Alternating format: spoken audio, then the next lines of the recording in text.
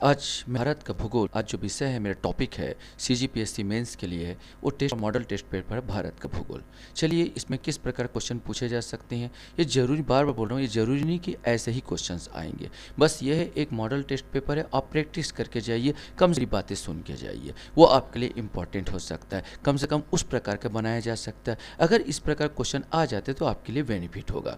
जैसे एक question option पूछता है 2 नंबर का, अनन्य आर्थिक क्षेत्र को परिभाषित कीजिए। तो अनन्य आर्थिक क्षेत्र के उस भाग को कहते हैं जिसके आर्थिक क्षेत्र से दोहन के लिए किसी देश का विशेष अधिकार प्रदान किए गए।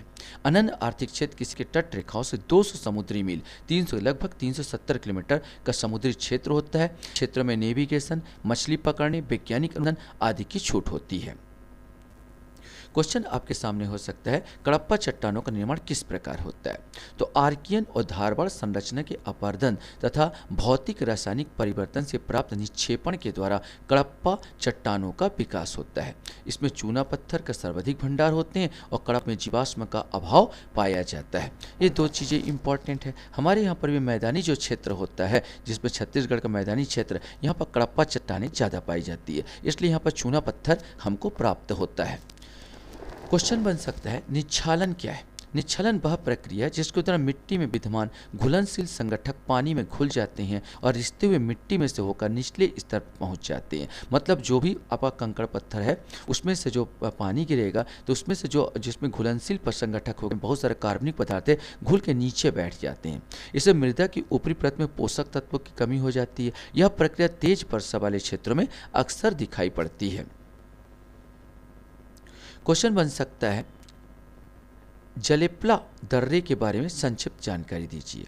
जलेप्ला बृहद हिमालय प्रदेश का एक पहाड़ी दर्रा है। जलेप्ला आपका सिक्किम, ये जो सिक्किम होगा ना, सिक्किम साइड ये जलेप्ला दर्रा किसको कहते हैं। 2 पहाड़ी के बीच में जो रास्ता होता है, अक्सर क्या होता है, जब पुराने जब कार्बोनिफेरस के काल की बात किया जाए, उस समय जब पूरा पृथ्वी एक था, उस समय जब ये बना, क्या बोलना चाहिए, हमारा जो पृथ्वी, हमारा जो ये है क्या, भारत है, ये जब कटा, दक्षिण अफ्रीका तरफ से कटा और इस साइड यूरोपीय साइड चल रहा था और दक्षिण की ओर, उत्तर की ओर प्लान कर रहा था या जा रहा था, उस समय की ये बात है।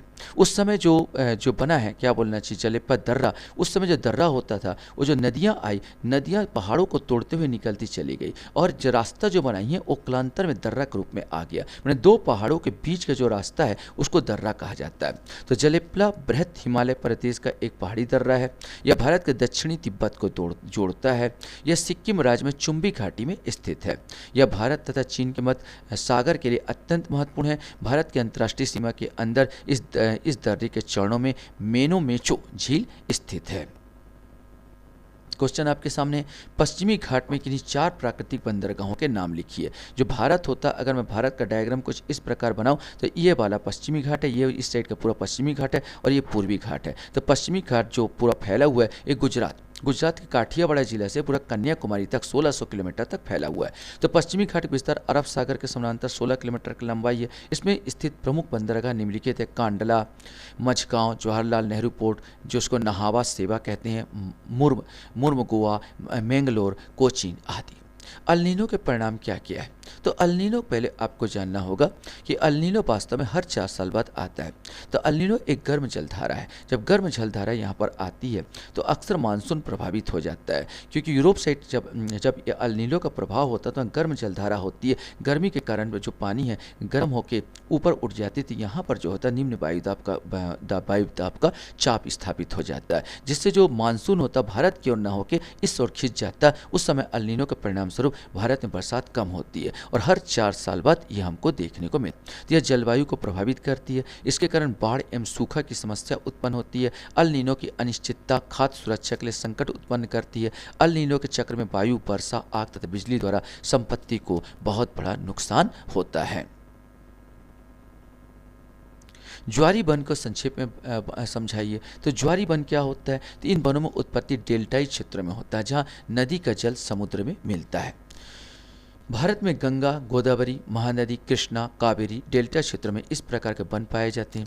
इस प्रकार के वनों में वृक्षों के जड़ सहतीनुमा होते हैं, जो ज्वार के समय वृक्ष की स्थिरता प्रदान करते हैं। उदाहरण सुंदरी, हीनतल के वृक्ष आदि। मैं शॉर्टकट में आपको समझाऊं और ऐसे समझाऊं तो इनकी जो जड़ होती है नीचे से ऊपर आती है, मैंने जो दलदली इलाका बन जाता है डेल्टाई क्षेत्रों में, जैसे सुंदरी वन, नीचे से ये जड़ ऊपर आती है। जड़ों में बहुत सारे छिद्र होते हैं जिससे डायरेक्ट वायुमंडल के नाइट्रोजन को ग्रहण कर पाए। इसके कारण क्योंकि इनमें नाइट्रोजन की कमी हो जाती है, इसलिए इस प्रकार के वन को मेन ग्रुप, विशेष करके मेन ग्रुप वन के रूप में जाना जाता है। सुनहरा चावल के बारे में बताइए। सुनहरा चावल आनुवंशिक संशोधन जीएम तकनीक से विकसित चावल की एक किस्म है। यह फलों एवं सब्जियों में मौजूद बीटा कैरोटीन को विटामिन ए में परिवर्तित कर देती है। इसमें विटामिन ए की अधिकता होती है। इसका रंग हल्दी जैसा होता है। क्वेश्चन पूछा जा सकता है, जीवाश्म ईंधन को परिभाषित कीजिए। हमको मालूम है जितना पेट्रोल है, डीजल है, ये सब के सब क्या है, पेट्रोल, डीजल, कोयला, ये जीवाश्म ईंधन है। बहुत साल पहले, करोड़ों साल पहले कार्बोनिफेरस काल के में जब डायनोसॉरस चिंगाड़ा करते थे इस दुनिया में, उस समय जब उथल पुथल मचा और ये पेड़ पौधे नीचे दब गए तो ये कोल बैंड में परिवर्तित हो गए, जिसका हम लोग इस्तेमाल कोयला में, पेट्रोल में और डीजल निकालने में हम लोग इसका उपयोग करते हैं। मरे हुए जानवरों तथा पेड़ पौधे के अवशेषों से लंबे समय तक मिट्टी में दबे रहने के फलस्वरूप जीवाश्म ईंधन का निर्माण हुआ। इस प्रक्रिया को पूरी होने में लाखों साल लग जाते हैं। इस फ्रूट ऑयल तथा कोयले के रूप में विद्यमान रहते हैं। जीवाश्म ईंधन अनवीनीकृत ऊर्जा के संसाधन है। सर क्रीक क्या है? सर क्रीक गुजरात राज्य में समुद्री सीमा पर स्थित 650 वर्ग किलोमीटर का क्षेत्र है। आज़ादी के पूर्व सर क्रीक बॉम्बे प्रेसिडेंसी का भाग था। यह 96 किलोमीटर की लंबी पट्टी है। भारत और पाकिस्तान के मध्य सर क्रीक लेकर सीमा विवाद होता रहा है। अब आपको 60 शब्दों में, माने अंक 4, 60 शब्दों में कुछ आंसर को देने हैं, बताने हैं।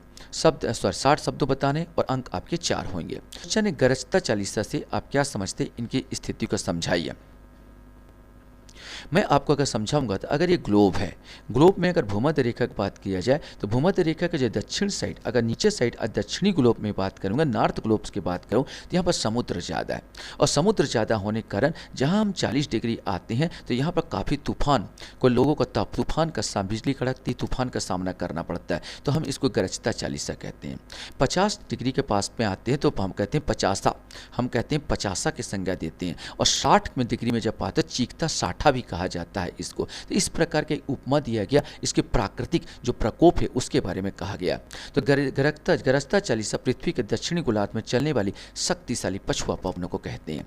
इसकी स्थिति दक्षिण गोलार्ध में 40 डिग्री से 50 डिग्री अक्षांश के बीच होती है। इन पवनों को उत्पत्ति पश्चिम में पूर्व की ओर चलने वाली हवाओं के भूमध्य रेखा पार करते हुए दक्षिण ध्रुव की ओर मुड़ने से होती है।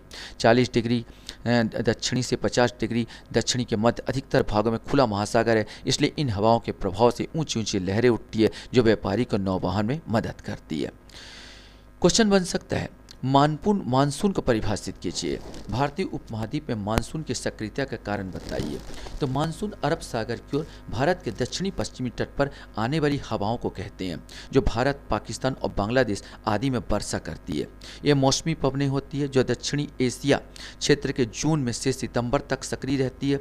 ग्रीष्म ऋतु के आरंभ होते ही उष्णकटिबंधीय अभिसरण क्षेत्र के ऊपर खिसकने लगता है। फलस्वरूप भारतीय उपमहाद्वीप में तापमान बढ़ जाता है।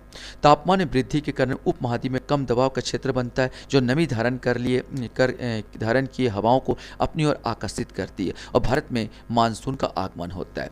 आप अच्छी तरह से पढ़े होंगे। ये मेरा अगर भारत का नक्शा है, ऐसे करके मैं दर्शाऊँ तो ये पहाड़ी जो हमारा जो 16 लाख वर्ग किलोमीटर क्षेत्र में पृथ्वी, भारत का पूरा जो वर्ग भूमि 32 लाख है, उसका जो प्रायद्वीपीय क्षेत्र है पूरा 16 लाख वर्ग से घिरा हुआ ये पठारी है, पहाड़ है। जब गर्मी की ऋतु आती है तो ये पठार गर्म हो जाती है। गर्म होने के बाद यह ऊपर उठती है, हवाएं ऊपर उठती है, माने इस स्थान पर भारत के बीचों बीच वैकेंट बन जाता है, खाली स्थान बन जाता है। तो खाली स्थान बन जाना तो यहाँ पर हो जाता है निम्न दाब का क्षेत्र, और समुद्रों में जो हिंद महासागर है यहाँ पर बन जाता है उच्च वायुदाब का क्षेत्र। तो निम्न वायुदाब, और हमेशा हवाएं जो होती है उच्च वायुदाब से निम्न वायुदाब की ओर चलती है। तो दो दिशाओं से ये जो भूमध्य रेखा तो हवाएं खींचती है, और हवाएं खींचती है दक्षिण से, समुद्र से हवाएं खींचती है और आपको बता दूं कि भूमध्य रेखा पार करते हुए ये दक्षिण पश्चिम, इसकी जो दिशा हो जाती है हवा का दक्षिण पश्चिम हो जाती है, इसलिए हम इसको बोलते हैं दक्षिण पश्चिम मानसून। यद्यपि एल नीनो भी प्रभाव करता है, हर 4 साल आता है, मैंने वो बताया था। दून और द्वार क्वेश्चन है, एम द्वार को परिचित कीजिए। तो हिमालय के दक्षिणी भाग में समतल रचनात्मक घाटी पाई जाती है। पश्चिम में इनको को दून कहा जाता है, जैसे देहरा, कोठारी द्वार। पूर्व में घाटियों को द्वार कैसे हरिद्वार। इनकी स्थिति शिवालिक तथा हिमालय के बीच इनकी उत्पत्ति विवर्तनिक चक्र परिणाम स्वरूप हुई है, जो के उफान से स्थित है। कुछ के सामने है हरित अर्थों से क्या तात्पर्य है। ऐसे इमारत जिनके डिजाइन से लेकर निर्माण और रख रखाव में पर्यावरण का खास ख्याल रखा जाता है, हरित इमारत ग्रीन बिल्डिंग कहलाता है। ये बिजली, पानी और अन्य संसाधनों के अधिक से अधिक बचत करके प्रदूषण कम करने में सहायक होते हैं। हरित इमारत में 30 से 40% बिजली और 30 से 70% पानी की बचत होती है। प्राकृतिक ऊर्जा का उपयोग कारण इसमें रहने वाले लोगों का स्वास्थ्य अपेक्षाकृत अच्छा होता है। क्वेश्चन आपके सामने, जेट स्ट्रीम को संक्षेप में परिभाषित कीजिए। तो जेट स्ट्रीम ऊपरी वायुमंडल तथा धरती में 9 से 18 किलोमीटर के बीच अति तीव्रगामी वायु प्रवाह प्रणाली है। मध्य भाग में इसकी गति 340 किलोमीटर प्रति घंटा तक होती है। ये हवाएं पृथ्वी के ऊपर एक आवरण का कार्य करती है। जेट स्ट्रीम मौसम को प्रभावित करती है। भारत में आने वाले दक्षिण पश्चिम मानसून का संबंध पूर्वी जेट स्ट्रीम से है। ये 8 डिग्री उत्तर से 35 डिग्री उत्तर अक्षांशों के मध्य चलती है। मैं आपको अगर पृथ्वी और हिमालय साइड की बात करूँ, ऊपर साइड की बात करूं, तो यहाँ पर जेट स्ट्रीम चलती है। और जेट स्ट्रीम जब चलती है तो ये भी गर्म हवाएं होती है, और गर्म हवाएं होने के बाद और ज़्यादा इसको वायु को हल्का कर देती है, और मानसून को खींचने में, ये जेट स्ट्रीम मानसून को खींचने में सहायक होती है और मानसून का कारक बनती है, बरसात का कारण बनती है। आम्र वर्षा क्या है? ये आम्र वर्षा, अभी गर्मी आ रहा है और गर्मी के समय असम साइड, इसको असम साइड और पश्चिम बंगाल साइड, ये यहाँ पर बरसात ये होगी, आम्र वर्षा होगी। जिसकी जो बरसात होती है उसको, जिसमें आम के वृक्ष जो होते हैं झड़ जाते हैं, इसलिए आम्र वर्षा के नाम से भी जाना जाता है। आम्र वर्षा कर्नाटक केरल की ग्रीष्म ऋतु के खत्म होते होते मानसून पूर्व आने वाली वर्षा फुहार है। स्थानीय तौर पर इस तूफानी वर्षा को आम्र वर्षा कहा जाता है, क्योंकि यह आम की फसल के लिए अत्यधिक लाभकारी होती है। यह वर्षा बंगाल की खाड़ी से उत्पन्न तूफानों के फलस्वरूप अप्रैल माह में होती है। इस वर्षा में आम के बोरे पेड़ से टूटकर गिरती नहीं है, अतः आम की फसलें अच्छी होती है। यहाँ पर मैं थोड़ा सा कंफ्यूज था, यहाँ पर आपको बता दूँ, ये जो बौछार माना जाता है इससे और ज़्यादा मजबूत हो जाती होगी यहाँ पर, और आम टूटती नहीं है, तो आम की फसल के लिए इंपॉर्टेंट होने के कारण इसको आम्र वर्षा का नाम दिया गया। कृषि के आधुनिकीकरण क्या है, विस्तार पूर्वक समझाइए। कृषि के आधुनिक उपकरण, आधुनिक ज्ञान, नव प्रवर्तित शैली का उपयोग करना कृषि का आधुनिकीकरण कहलाता है। इसमें कृषि के स्वदेशी ज्ञान के साथ साथ खेत का चुनाव, खरपतवार नियंत्रण, पौधा संरक्षण की आधुनिक तकनीकों का प्रयोग होता है। यह फसलोत्तर प्रबंधन, फसलों की कटाई, भंडारण, प्रसंस्करण में भी लाभदायक है। इसमें कृषि में संसाधनों की अनुकूलन होता है, जिससे किसानों की दक्षता और उत्पादकता बढ़ जाती है। अब हमारे पास खंड 3 आएंगे, जिसमें 8 नंबर का होता है। 8 नंबर में आपको मिलेगा, मतलब 100 शब्दों में आपको इसका उत्तर देना है। क्वेश्चन आपके सामने होगा, भारत में मिट्टियों के प्रकार एवं उनके वितरण बताइए। बहुत इंपॉर्टेंट क्वेश्चन होता है, मिट्टियों के प्रकार बताइए। तो उत्पत्ति, रंग, संयोजन, अवस्थिति के आधार पर भारत में मिट्टियों को 8 प्रकार में वर्गीकृत किया गया। जलोढ़ मिट्टी, काली मिट्टी, लाल और पीली मिट्टी, लेटेराइट मिट्टी, शुष्क मृदा, लवण मृदा, पिटमय मृदा और वन मृदा। जलोढ़ मृदाएं उत्तरी मैदान और नदी घाटियों के विस्तृत भागों में पाई जाती है। मैं बता दूं, जलोढ़ मैदान काफ़ी उपजाऊ होती है, क्योंकि प्रतिवर्ष जो नदियां होती है, बाढ़ के साथ साथ बहुत सारे खनिज पदार्थ लेके आते हैं अपने साथ। काली मिट्टी दक्कन के पठार के अधिकतर भागों में पाई जाती है। इसमें महाराष्ट्र के कुछ भाग, गुजरात, आंध्र प्रदेश, तमिलनाडु कुछ भागों में पाए जाते हैं। काली मिट्टी में जल धारण क्षमता बहुत ज़्यादा होती है और ये कपास के लिए, गन्ने के लिए बहुत उपयुक्त मिट्टी है।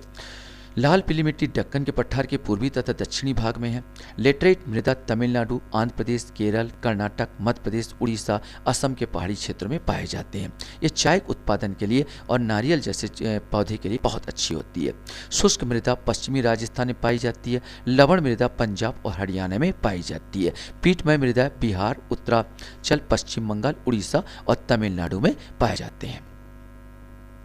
क्वेश्चन आपके सामने हो सकता है, परमाणु ऊर्जा का तात्पर्य क्या है, इसका महत्व एवं भारत में इसके वितरण को बताइए। काफ़ी इंपॉर्टेंट क्वेश्चन हो सकते हैं। परमाणु ऊर्जा प्राकृतिक रूप से प्राप्त रेडियो एक्टिव पदार्थों जैसे यूरेनियम और थोरियम के परमाणु नाभिकों में संग्रहित ऊर्जा है।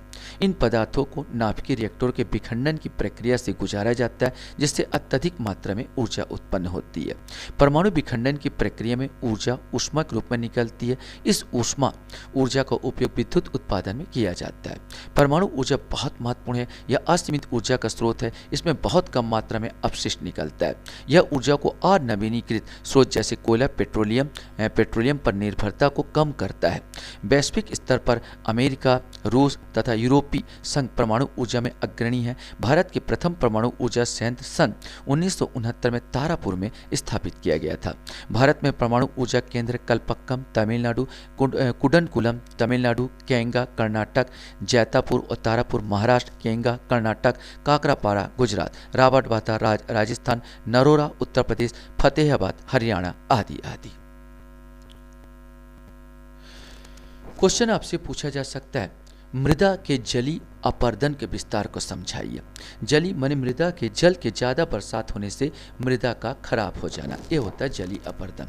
जल वर्षा जल भूमि का प्रहार करता है, तब मृदा के कण ढीले होकर अपने स्थान से छिटक कर जल प्रवाह के साथ बह जाते हैं। इसी को मृदा का जलीय अपर्दन कहते हैं। इसके कई प्रकार हैं। बूंद अपर्दन, जब असंगठित मृदा के कणों पर वर्षा की बूंदें पड़ती है तो उसके फुहार से होने वाली अपर्दन को बूंद अपर्दन कहते हैं। पस्त अपर्दन, मृदा की ऊपरी परत के अपक्षय को परत अपर्दन कहते हैं। यह अक्सर समतल भूमि पर मूसलाधार वर्षा के बाद होता है। यह इससे मिट्टी की अधिक उर्वरता परत हट जाती है। रील अपर्दन, मूसलाधार वर्षा के फलस्वरूप जब मृदा के कमजोर परत का अपर्दन होता है तो वर्षा की बूंदें मृदा की कठोर परत से पतली पतली नालियां बनाने लगती है। इसे ही रील अपर्दन कहते हैं। अब नालिका अपर्दन, समानता तीव्र ढालों पर जल बहाव के दौरान अब नालिका का निर्माण हो जाता है। इस प्रकार के अपर्दन को अब नालिका अपर्दन कहते हैं। क्वेश्चन आपके सामने हो सकता है, बहुउद्देशीय परियोजना का अर्थ क्या है? भारत के किन्हीं 4 बहुउद्देशीय परियोजना का वर्णन कीजिए। बहुउद्देशीय परियोजना ऐसी परियोजना है जिसके माध्यम से सिंचाई के अलावा बाढ़ नियंत्रण, पेयजल आपूर्ति, जल विद्युत उत्पादन, नहरी परिवहन, पर्यटन आदि अनेक कार्य किए जा सकते हैं। जवाहरलाल नेहरू जी ने इसे आधुनिक भारत का मंदिर कहा। भारत के कुछ बहुउद्देशीय परियोजना है। दामोदर घाटी परियोजना यह झारखंड और पश्चिम बंगाल में विस्तृत है। इसमें कई जगहों पर जैसे तिलैया, कोनारा आदि में बांध है तथा बोकारो संयंत्र के जल उपलब्ध कराने में सहायक है। भाखड़ा नागल परियोजना यह पंजाब हिमाचल प्रदेश के सतलज नदी पर बनाई गई परियोजना है। यह भारत का सबसे ऊंचा बांध है। इसमें हिमाचल प्रदेश, पंजाब, हरियाणा, राजस्थान और दिल्ली लाभान्वित होते हैं। ब्यास परियोजना की बात किया जाए तो यह उत्तर पश्चिम भारत का प्रमुख परियोजना है। इसमें पंजाब, हरियाणा तथा राजस्थान लाभान्वित होते हैं। इसमें सिंचाई तथा जल विद्युत उत्पादन किया जाता है। पंच महेश्वर बहुउद्देशीय परियोजना यह भारत तथा नेपाल का संयुक्त उपक्रम है। इसका निर्माण काली नदी पर होगा। इसमें पेयजल आपूर्ति, सिंचाई तथा लगभग 6500 मेगावाट विद्युत उत्पादन किया जाता है। मैंने जो बताया इसके अलावा भी आप अपने ढंग से कोई 4 परियोजना लिख सकते हैं। अब आपके सामने खंड 4 आएगा, 10 अंक का होगा, जिसमें आपको कम से कम 175 शब्दों में लिखना होगा। जल संरक्षण के पारंपरिक तरीके कौन कौन से हैं, इसमें कौन कौन सी आवश्यकताएं पूर्ण की जा सकती है। तो क्वेश्चंस के हिसाब से हम उत्तर लिखेंगे। जल संरक्षण का अर्थ जल के प्रयोग सीमित करना तथा सफाई, निर्माण और कृषि के लिए अपशिष्ट जल का पूर्ण चक्रण करना है। जल संरक्षण के लिए सदियों से प्रयास किए जा रहे हैं, जो उन्होंने वर्षा जल, भौम जल, नदी जल और बाढ़ जल संग्रहण के अनेक तरीके विकसित कर लिए थे। राजस्थान में पीने का जल एकत्रित करने के लिए छत वर्षा जल संग्रहण का तरीका आम था। पश्चिम बंगाल के लोग सिंचाई के लिए बाढ़ जल वाहिकाएं बनाते हैं। शुष्क और अर्ध शुष्क क्षेत्रों में खेतों में वर्षा का संग्रहण के लिए गड्ढे बनाए जाते हैं। तालाब जल संग्रहण का अच्छा माध्यम है। जल संरक्षण के पेयजल, कृषि कार्य हेतु सिंचाई के लिए जल की आपूर्ति होती है। नहाने एवं पशुओं को धोने के लिए तालाब का उपयोग समुचित रूप से कर सकते हैं। संग्रहित जल का उपयोग भौम जल परिवर्धन के लिए किया जा सकता है। छोटे उद्योगों के जल पूर्ति के लिए संग्रहित जल उपयोग कर सकते हैं। एक आम क्वेश्चन से जो इम्पोर्टेंट हो सकता है, हरित क्रांति का क्या अर्थ है, इसके तत्कालिक प्रभाव पर प्रकाश डालिए। हरित क्रांति के जनक नार्मल बोरलॉग को माना जाता है, मैक्सिको में ये काम कर रहे थे। भारत में हरित क्रांति के जनक डॉक्टर M.N. स्वामीनाथन को माना गया। भारत में हरित क्रांति का आशय कृषि क्षेत्र में परंपरागत तकनीकों तथा खेती की विधियों को आधुनिक विधियों द्वारा परिवर्तित करने से है। इसके अंतर्गत उन्नत तकनीकों के साथ साथ उन्नत बीजों का भी उपयोग किया गया है। इस तकनीक का प्रभाव निम्न है। भारत में सफलतापूर्वक गेहूं की उच्च उत्पादकता प्रजातियों का विकास हुआ। इसके प्रभाव से उन्नत बीज कार्यक्रम की शुरुआत हुई। हरित क्रांति के फलस्वरूप पंजाब, हरियाणा और पश्चिम उत्तर प्रदेश में गेहूं, तत्पश्चात बिहार, आंध्र प्रदेश और तमिलनाडु में चावल के उत्पादन में वृद्धि की गई। उन्नत किस्म के बीज उपयोग, उर्वरक, सिंचाई और अन्य तकनीकी प्रयोग आदि का बढ़ावा दिया गया। ग्रामीण विद्युतीकरण कृषि उत्पादन के बाजार तक पहुंच आसान बनाने के लिए परिवहन तंत्र और विपणन के बढ़ावा देने के लिए विपणन तंत्र का विकास किया गया है।